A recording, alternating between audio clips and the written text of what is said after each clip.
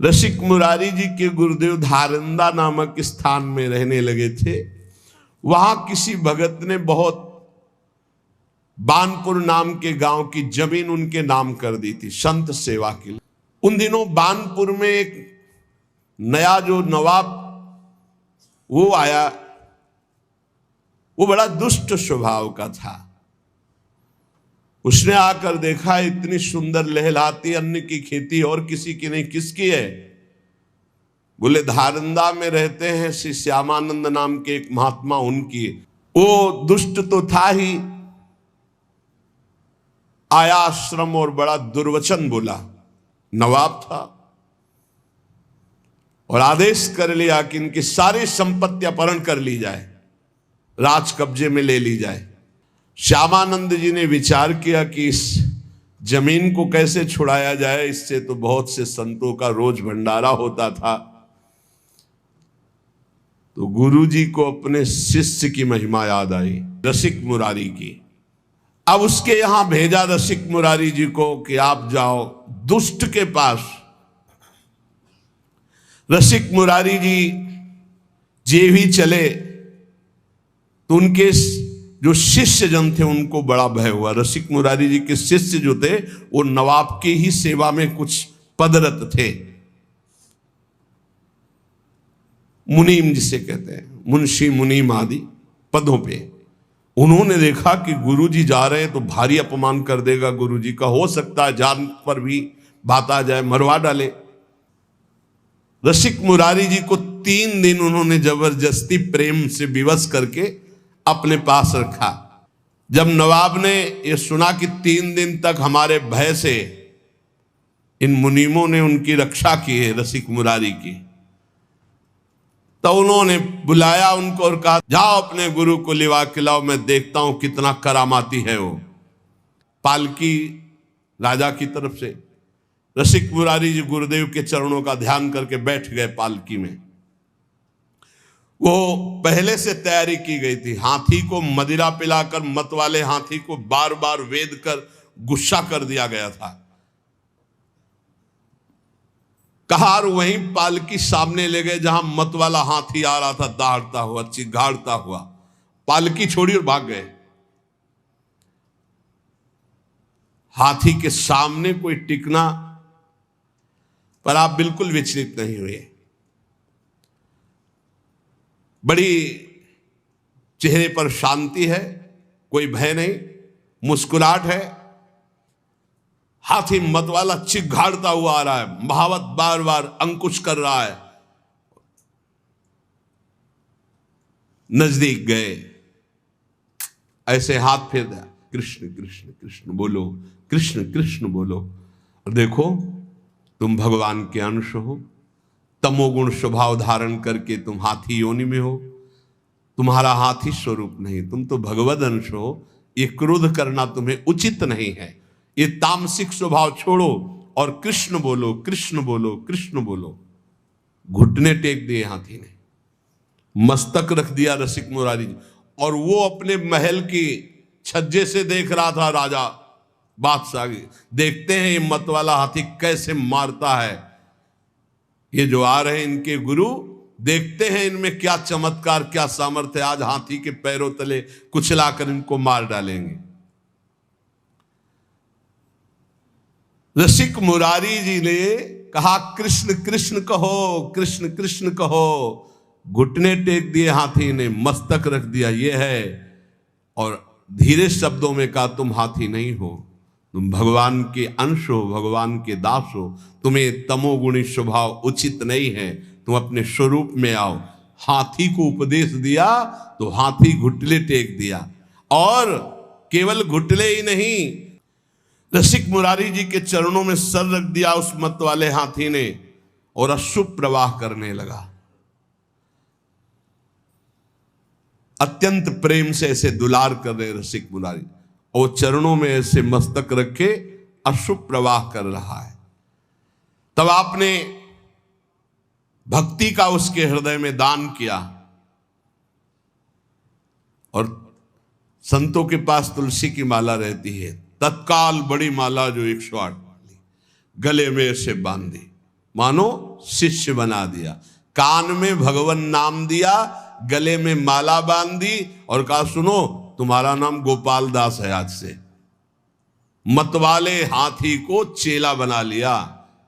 अरे जब मतवाले मन को चेला बना लेते संत जल, तो हाथी क्या है? सबसे बड़ा मतवाला हाथी मन है, किसी की कोई भी अंकुश बात नहीं मानता। गले में तुलसी की माला पहना दी, कान में कृष्ण नाम सुनाया और कहा तुम्हारा नाम गोपाल दास है। और वो ये सारा का सारा दृश्य राजा देख रहा था। उसे देख करके अब रहा नहीं गया कि ये कोई चमत्कारिक महात्मा है, और कोई जादू तमाशा चमत्कार नहीं था, तो भगवान नाम का बल है। नवाब अब रहा नहीं गया, दौड़ता हुआ आया और श्री चरणों में गिर पड़ा, लिपट गया और कहा मुझे क्षमा कीजिए, मैं संतों का प्रभाव नहीं जानता था, मुझे क्षमा कीजिए। ये संतों के प्रभाव से दुष्टों का भी परिवर्तन हो जाता है। जितनी जमीन जब्त की थी वो तो वापस कर ही रहा हूं, कई गांव की और जो जमीनें हैं राजकीय विभाग के द्वारा अपहरण की, वो भी मैं दे रहा हूं। वो जमीन दी और कई गांव की और जमीन दी, और हाथ जोड़कर बोला कि मेरे बड़े भाग्य उदय हुए, मेरा पुण्य का पाशा पड़ गया, क्योंकि आप जैसे महान संत के दर्शन हुए। रसिक मुरारी जी ने कृपा करके गजराज का नाम गोपाल दास रखा, भक्त गोपाल दास। अब वो गजराज पीछे पीछे जैसे गाय के पीछे बछड़ा चलता है, ऐसे रसिक मुरारी के पीछे पीछे चल पड़ा। अब तो बड़ा आनंद, संत सेवा होती, प्रसाद जूठन मिलती गजराज गोपाल दास जी को, बड़ा भाव। संत समाज जो संतों को देखते ते ही आगे के पैर तोड़कर घुटने के बल होकर प्रणाम करते हैं। वैष्णव है, चेला है रसिक मुरारी जी के, गोपाल दास नाम। जहां किसी संत को देखते बस घुटने टेक देते और माथा रख देते। अब वो बंजारों के यहां बोरे के बोरे चावल दाल आदि लाद कर संतों की जमात में जो लाने होते, तो चलो गोपाल दास सेवा है, संत सेवा, तो बस जितना भी जो कुछ है वो सब लाद करके गोपाल दास के संत सेवा की सामग्री। कैसा जीवन बदल गया, संतों की जूठन पाते हैं और संतों की सेवा में।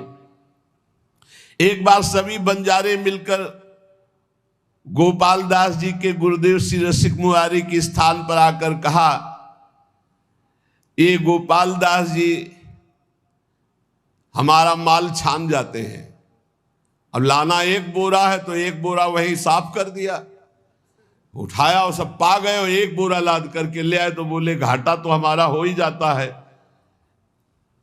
गोपाल दास जी का नियम था कि कभी स्थान में कोई विशेष महोत्सव, भोज भंडारा हो, संतों की पंक्ति हो, तो जब सब संत भोजन पाके उठ जाते थे तब आप वहां जाते और चाटते थे संतों का शीत प्रसाद। कितना सौभाग्य हो, भाग्य। रसिक मुरारी जी ने कहा कि देखो तुम वैष्णव हो गए हो, सब तुम्हारे आचरण ठीक है, लेकिन एक आचरण गलत है।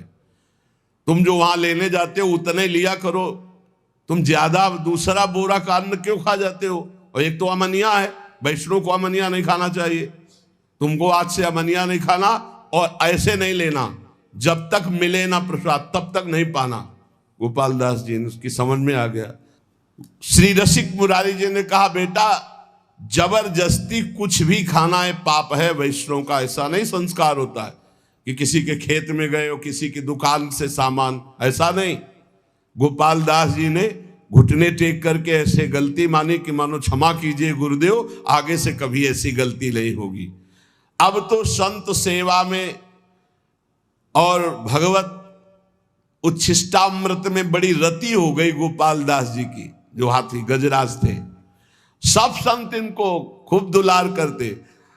चलो गोपाल दास आज वहां चलते, सूंड में चढ़ाया, पीठ में बैठा लिया, संत सेवा। घुमा घुमा के, और संत भी बड़े मौजे, 5-5 10-10 संत बैठ जाते, गोपाल दास जी घुमा रहे। कितना सौभाग्य प्राप्त हो रहा है। गोपाल दास जी का संत सेवा का बड़ा चाव, जैसा संत आदेश करते वैसा ही करते। ये कोई बड़े भाग्यशाली जीव होंगे जो ऐसा सौभाग्य प्राप्त हुआ। नहीं, संत सेवा में अनुराग होना बड़ा कठिन है। कोई संत कहते, भाई गुरु भाई गोपाल दास, आज फूल गोभी पाने का मन है। गए बाजार में, गए,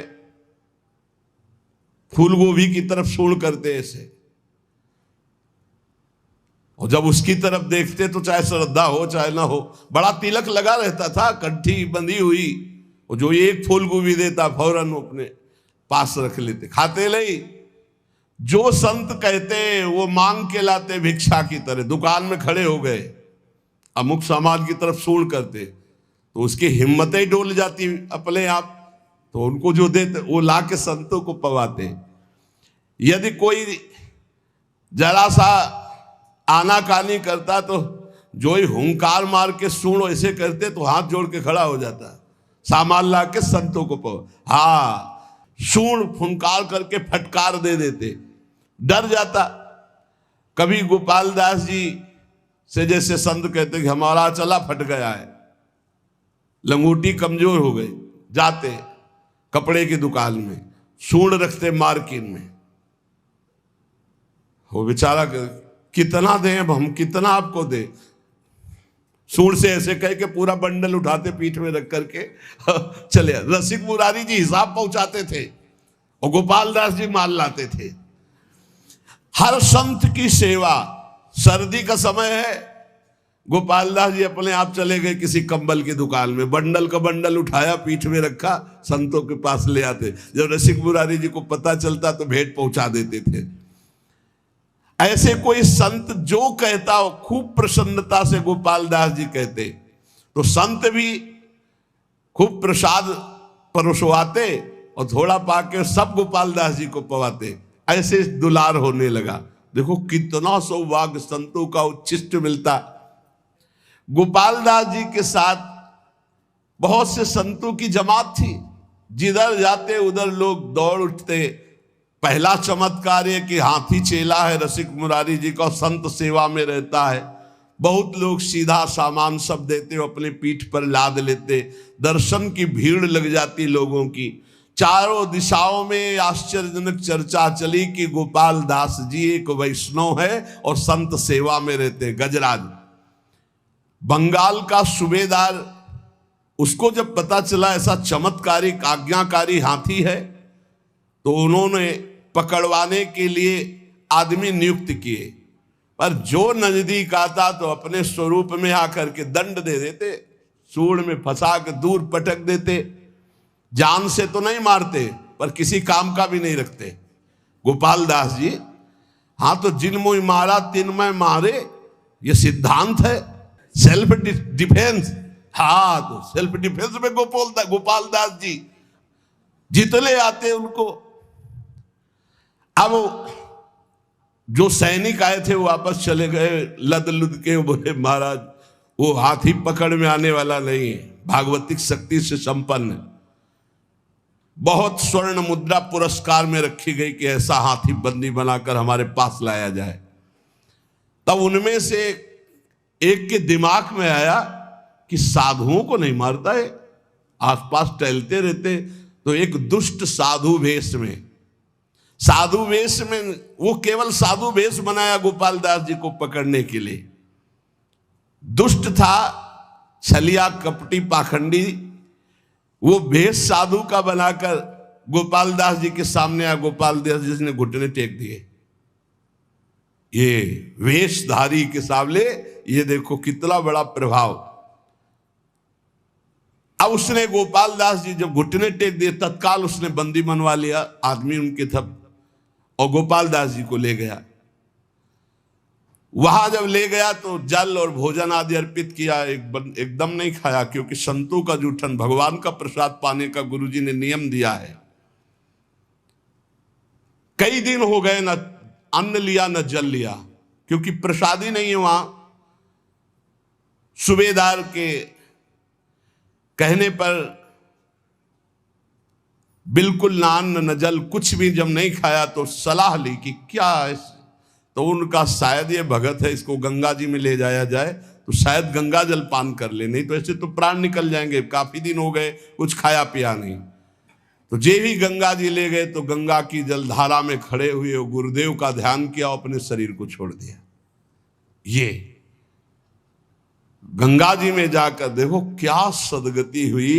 एक कहां तमोगुणी हाथी शरीर और कहां इतनी बड़ी निष्ठा कि गुरुदेव ने कहा कि बिना भोग लगाए अमनिया नहीं पाते, तुम बंजारे के यहां से अमनिया नहीं, ऐसे नहीं पाया। उस दिन से छोड़ दिया था, जल और प्रसाद ही पाते जो भगवद अर्पित, अन्यथा नहीं। अब वहां कहां भगवद अर्पित वैष्णव का मिले, इसलिए जब उनको विचार करवाया गया कि वैष्णव शायद ऐसे ना पिए तो गंगा जल तो पी लेगा, भगवान का चरणामृत है गंगा जल, तो गंगा जी में ले गए। तो वहीं खड़े होकर गुरु जी का ध्यान किया और जोर से पुकारा कृष्ण, और अपने शरीर का त्याग कर दिया। अर्थात भगवत प्राप्त महात्मा की जो सदगति, वही सदगति गोपाल दास जी की हुई।